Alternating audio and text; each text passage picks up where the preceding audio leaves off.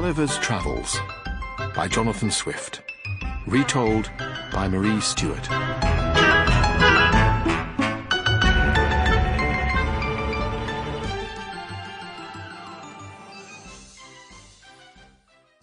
Chapter 1. My Arrival in a Strange Land. I was for some years a physician in London, but my business had begun to fail. So having consulted with my wife, I decided to go to sea. On May the 4th, 1699, I said goodbye to my family and set sail from Bristol as a ship's doctor bound for the South Seas. All went well for the first few weeks. Then there was a bad storm and the ship was wrecked. 6 of the crew, of whom I was one, got into a little boat and began to row to an island nearby. Suddenly, a huge wave upset the boat. All the other men were lost. Only I, Lemuel Gulliver, was left. I swam as long as I could, and at last, just as I could swim no more, my feet touched the bottom.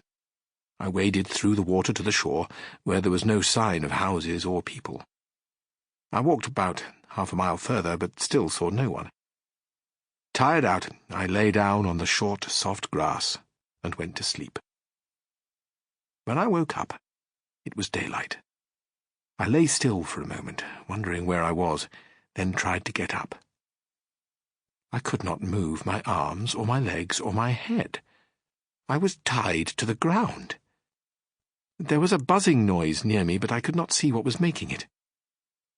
Suddenly, I felt something moving on my left leg. It walked up me and stopped close by my chin. I looked down as well as I could, for my hair was tied to the ground, and saw a tiny man, less than 6 inches high, with a bow and arrow in his hand.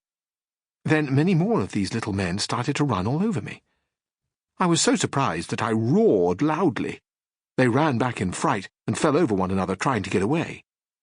I found out later that some of them had hurt themselves when they fell from my chest.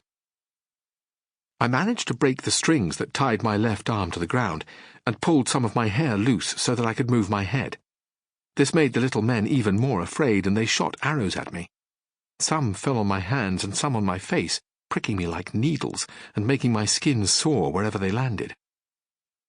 The little men stood around at a distance, watching me. After a while, when they saw that I was not going to hurt them, they cut some of the strings that bound me. This at least allowed me to move my head more freely.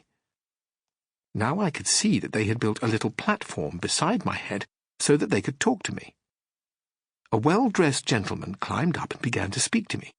He spoke for some time, but I could not understand him, and I began to grow hungry. I pointed to my mouth and pretended to chew. He seemed to understand, and at once sent men to bring me food and drink. Ladders were put against my sides, and over 100 of the little men climbed up, bringing baskets of meat and bread. Each piece of meat was the size of one small piece of mince, so I had to keep asking for more. The loaves were so tiny that I ate 3 at a time. I drank a whole barrel of their wine at a gulp, which was not difficult to do, as the barrel held hardly half a pint. They kept looking at each other as if they could not believe it was possible to drink so much, but they brought me some more wine, which I drank as well. I made signs to let them know I would not try to escape, and they loosened the strings so that I could turn on my side. They also put some ointment on my face and hands, which took away the soreness their arrows had caused. Then I fell asleep again. Chapter 2. The Emperor. When I woke up, I found myself on a kind of platform with wheels. It was moving towards the capital city of these tiny people, about half a mile away. 1,500 large horses, each about as big as my hand, were pulling me along. I later found out that it had taken 500 carpenters and engineers to make this platform, and no less than 900 men to put me onto it while I was still asleep. For some time, I did not know what had wakened me. I was told later, however, that some of the young people wanted to see how I looked when I was asleep. They climbed onto the platform and walked very softly up to my face. One of them... Sample complete. Ready to continue?